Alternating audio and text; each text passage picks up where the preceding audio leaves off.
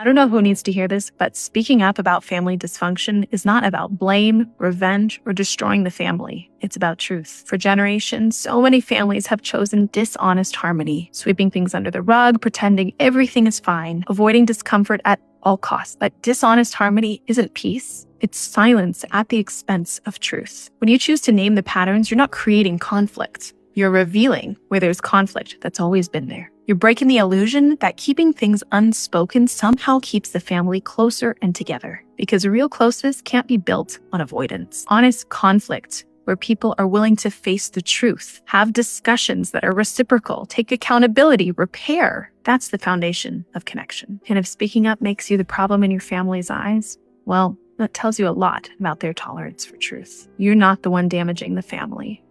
You're the one highlighting the damage that's already been done, and you're giving the family a chance to heal.